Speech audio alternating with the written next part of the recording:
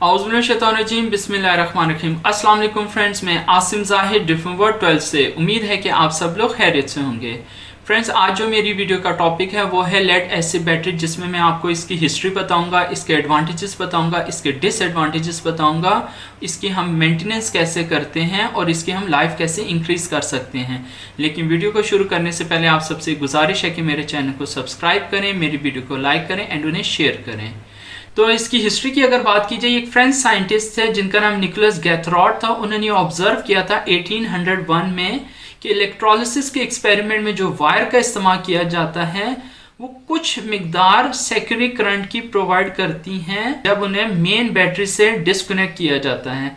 तो secondary current क्या चीज़ होती है कि जब हम उसे इनपुट में करंट दी तो आउटपुट में आपको करंट वापस करे। तो ये एक एग्जांपल थी। आइडिया को कहा गया था सेकेंडरी सेल आइडिया। तो जो फर्स्ट टाइम एक रिचार्जेबल बैटरी या लेड एसिड बैटरी आप कह लें बनाई गई थी, वो थे फ्रेंच फिजिसिस्ट थे जिनका नाम गैस्टन प्लेंटे था। 1859 में उन्होंने फर्स्ट टाइम रिचार्जेबल बैटरी बनाई, यानी कि एक दफ़ा डिस्चार्ज करने के बाद आप उसे दोबारा चार्ज कर सकते हैं। तो उसे हम प्लेंटे सेल कहते हैं और वो 1860 में फर्स्ट टाइम एक ट्रेन में इस्तेमाल की गई थी बैटरी। तो फ्रेंड, अगर उसके स्ट्रक्चर की बात की जाए, ये एक प्लास्टिक का केस होता है जिसके अंदर 6 सेक्शंस होते हैं, यानी कि अगर आप उसके ऊपर देखिए 6 कैप्स लगी हुई होती है, तो वो उसके अंदर 6 हिस्से बने हुए होते हैं और हर हिस्से के अंदर एक सेल होता है जिसके 2 वोल्ट होते हैं। तो फ्रेंड 2 को मल्टीप्लाई बाय 6 करेंगे तो 12 वोल्ट की यानी कि 12 वोल्ट की ये बैटरी बनती है। जब उसे हम चार्ज करते हैं तो 12 प्लस वोल्ट उसके हो जाते हैं।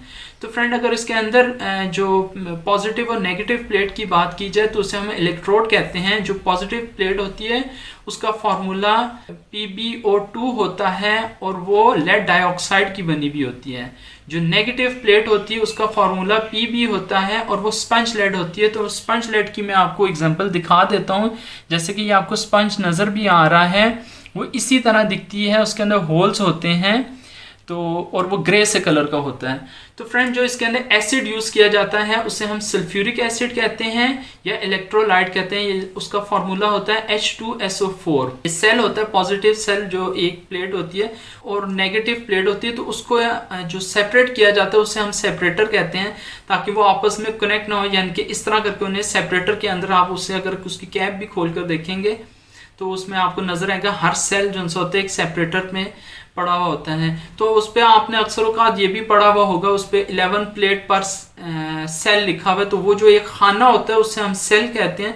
तो उसके अंदर 11 प्लेटें होंगी, यानी कि एक नेगेटिव की होगी, दूसरी पॉजिटिव, यानी कि नेगेटिव पॉजिटिव नेगेटिव पॉजिटिव, तो 11 प्लेट। इसी तरह 27 प्लेट की भी होती है।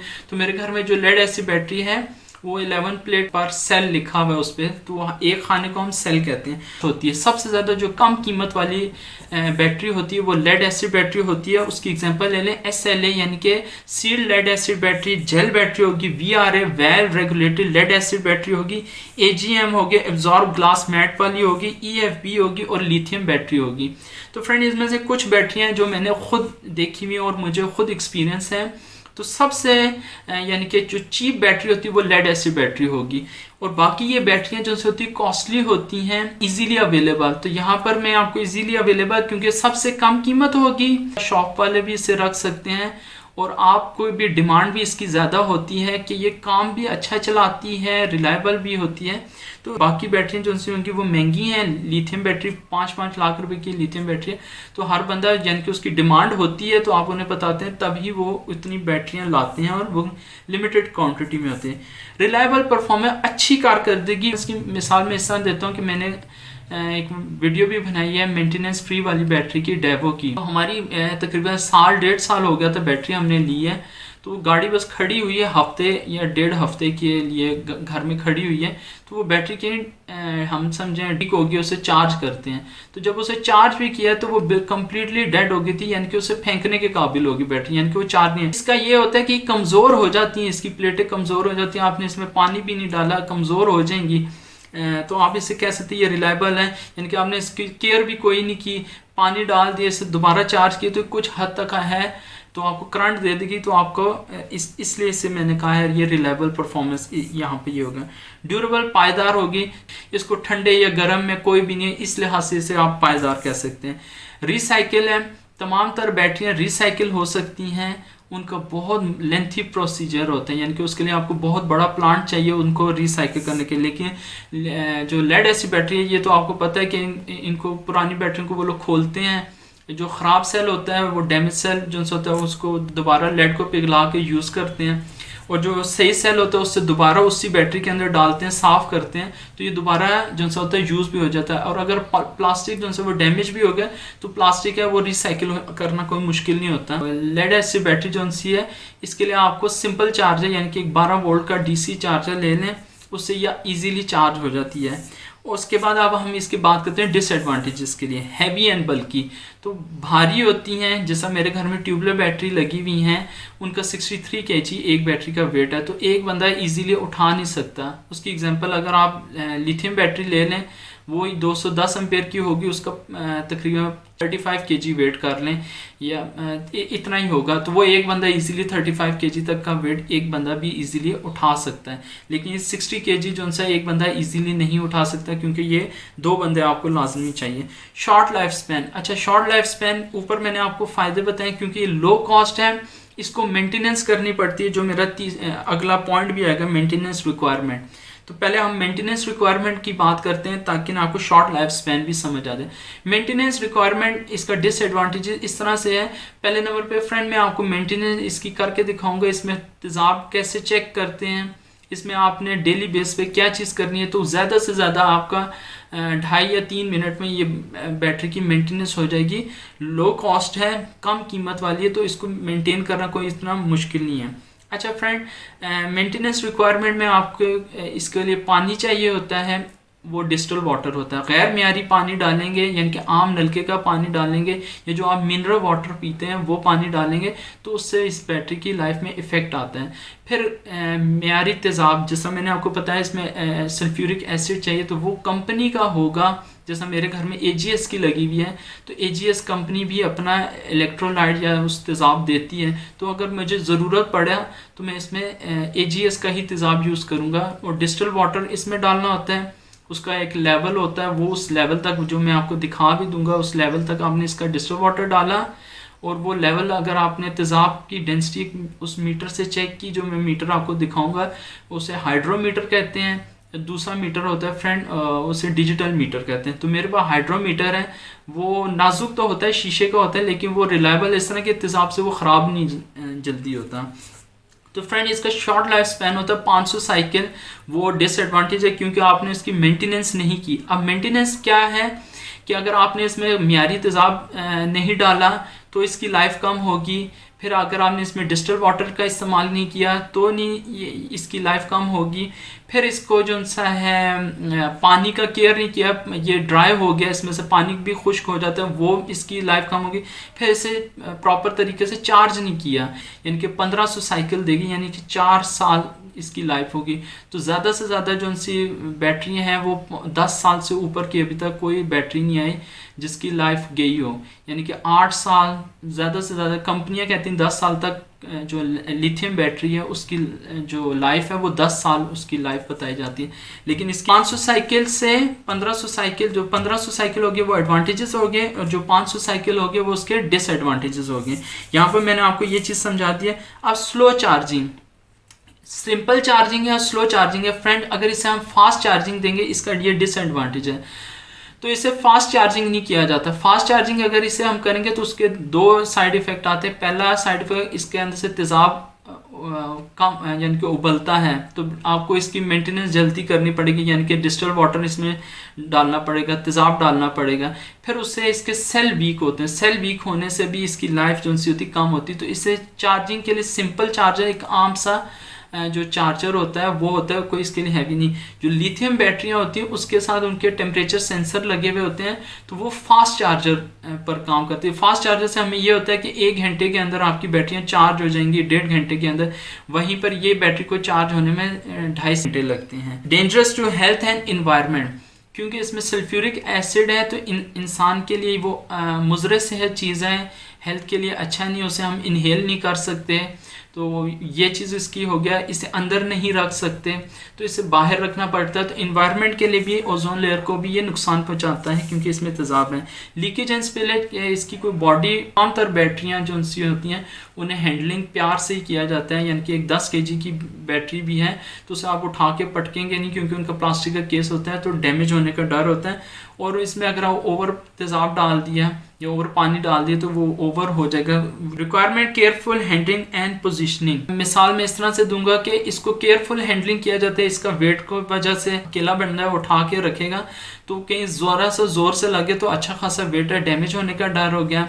अब इसकी पोजीशनिंग का भी ये है कि इसको सीधा रखना है, क्योंकि इसमें एसिड पड़ा हुआ है, अगर इसे हम लिटा कर रखेंगे, हॉरिजॉन्टली रखेंगे तो इससे तेज़ाब गिरने का डर हो गया। और फिर इसके अलावा एक चीज़ और है कि ये जगह भी ज़्यादा ऑक्यूपाई करेगी। अगर लिथियम बैटरी देखा जाए तो एक बैटरी इस तरह आ गई, दूसरी बैटरी इस तरह आ गई, तो उस पर हम शेल्फ बनाकर भी उसको रख सकते हैं, यानी कि वो जगह भी ज़्यादा ऑक्यूपाई नहीं करती। इसके अलावा मैं अगर आपको इसके तेज़ाब की जो है डेंसिटी बता दूं तो 3 मेरे पास डेंसिटी हैं जो तीनों एक्यूरेट हैं।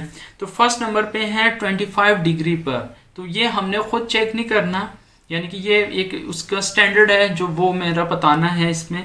तो वो 1.25 से 1.27 ये इसकी डेंसिटी होती है तेज़ाब की, जो आप चेक करेंगे हाइड्रोमीटर से।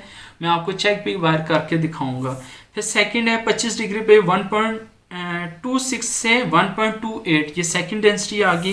फिर तीसरी डेंसिटी वो 20 डिग्री पर है 1.28। तो ये तीनों एक्यूरेट हैं। तो मैंने जो खुद सिंपल बना दी वो 1.25 से 1.28 की डेंसिटी जो है ये इसकी एक्यूरेट डेंसिटी है। तो हम लोग ज़्यादातर 1.2 ही रखते हैं। अच्छा, जो मेरे घर में बैटरियाँ हैं जिनको मैं आपको बाहर चल के भी दिखाऊंगा, वो मैंने पिछले साल ली थी, मैंने इसमें दिखाया भी था। उनमें जो तेज़ाब डाल कर आया वो कंपनी की ने खुद डाल के मुझे दिया था, तो मैं सिर्फ उनमें डिस्टिल वाटर का इस्तेमाल करता हूँ, क्योंकि कंपनी की तरफ से तेज़ाब डाल के आया हुआ है। मैंने खुद तेज़ाब अभी तक इस पर नहीं डाला। अगर मैंने खुद डाला होता तो मैं तेज़ाब निकालता और डेंसिटी 1.2 ही रखनी होती है, यानी कि वो उसके अंदर 3 स्केल बने हुए हैं। रेड का मतलब हो गया कि वो डिस्टिल वाटर हो गया, इसमें से तेज़ाब ख़त्म हो गया। ग्रीन के अंदर जो होता है, ये ग्रीन का अगर है तो इसके अंदर जो रहेगा वो एक्यूरेट होगा, क्योंकि गर्मियों के दिन भी है, टेम्परेचर हाई होने से भी इफ़ेक्ट आ जाता है। फिर जो येलो की तरफ जाता है वो तेज़ाब तेज़ हो जाता है। जब वो तेज़ होता है तो तेज़ाब को कम करना होता है और उसमें डिस्टिल वाटर ऐड करना होता है। फिर मैं आपको एक चीज़ और बता देता हूँ, जब ये नई ली थी तो पिछले साल इस तरह होता था कि कई दफ़ा मैं देखता था उनके जो अंदर वो फ्लोट करने वाली वो चीज़ है, वो स्टिक सी वो नीचे गिरी हुई होती थी, तो लगता है कि उनके अंदर डेड हो गई, यानी पानी का लेवल कम हो गया। लेकिन जब खोल के देखते थे वो लेवल पूरा होता था, तो उसे थोड़ी देर उतार के मैं बाहर रखता था, यानी कि हवा में, पंखा में, तो वो ठंडा होने के बाद जब दोबारा लगाता था तो वो ऊपर फ्लोट करता था। तो उस पर मैं इतना डिपेंड नहीं करता। वैसे वो दिखा देते हैं कि जब उनमें तेज़ाब ख़त्म हो जाता है तो वो तब डूब जाते हैं, यानी कि मैंने खुद ऑब्ज़र्व किया, तो मैंने कहा मैं आपके साथ सारा कुछ शेयर करूंगा। कंपनी की बनी हुई है तो वो आपकी एवरेज अच्छी देगी। तो वो अब आपने कैसे चेक करनी, मैं अब आपको सारी बात समझा दूंगा। तो एक 5 एम्पेयर की बैटरी ली, उस पर जब 15 एम्पेयर का लोड डाला तो वो 7 मिनट चली है। वहीं पर दूसरी जगह पे 5 एम्पेयर खाली मैंने कम किए तो 10 एम्पेयर का जब लोड डाला तो वो 30 मिनट चली है। फिर एक एग्जांपल में यहाँ पर आपको और देता हूँ। एक 35 एम्पेयर की बैटरी है, उस पर 105 एम्पेयर का लोड डाला तो वो सिर्फ 7 मिनट चली है।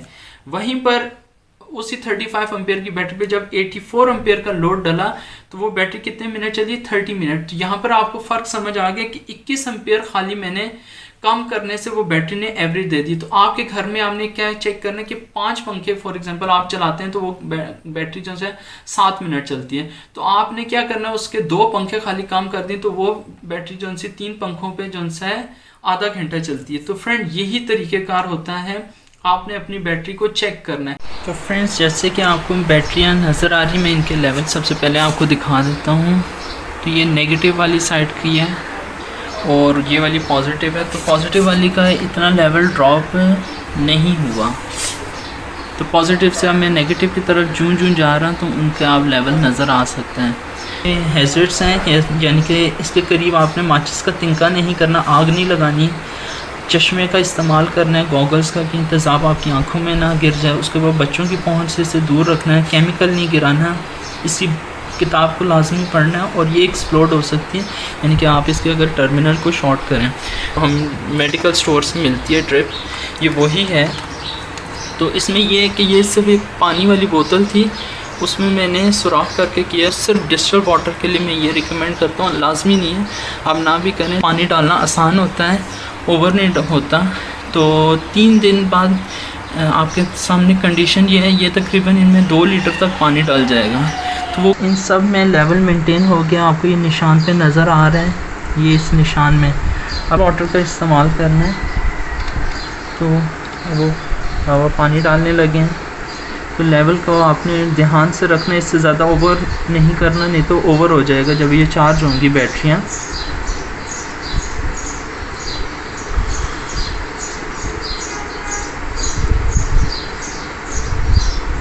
तो जो ही इस निशान पे टच होगा उससे ज़्यादा नहीं पानी डालना। ये इससे ज़्यादा डालेंगे तो पानी ओवर होने का डर होता है। ठीक हो गया, टच हो गया पानी। जो ये बाकी का पानी गिरा है इसे इस कपड़े की मदद से साफ़ कर लेंगे। तो फ्रेंड्स, ये जिस तरह कि आपको नज़र आ रहा है ये हाइड्रोमीटर है। जी बाबा, अब इससे डेंसिटी चेक करवाएं।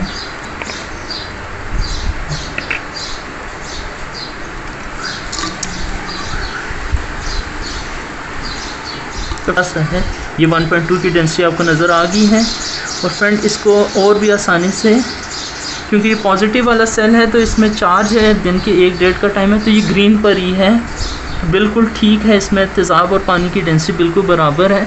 तो फ्रेंड्स, अगर देखा भी जाए तो जो इनके अपने भी होते हैं, हमने ख़ुद भी उन्हें नोट किया है, उनमें ये चीज़ होती है कि वो भी बता देते हैं डेंसिटी, जिस टाइम इस टाइम इनमें पानी और तेज़ाब बराबर है तो ये उठे में है। लेकिन गर्मियों के दिन आते हैं तो ये वैसे भी मैंने नोट किया, गर्मी से भी जो उनसे ये नीचे चले जाते हैं, लेकिन इनकी अगर डेंसिटी चेक की जाए तो वो ठीक होती है। तो हाइड्रोमीटर का इस्तेमाल लाजमी करें या डिजिटल मीटर का। तो आपको मेरी कैसी लगी वीडियो, दुआ में मुझे याद रखिएगा, अपना ख्याल रखिएगा। अल्लाह हाफ़िज़।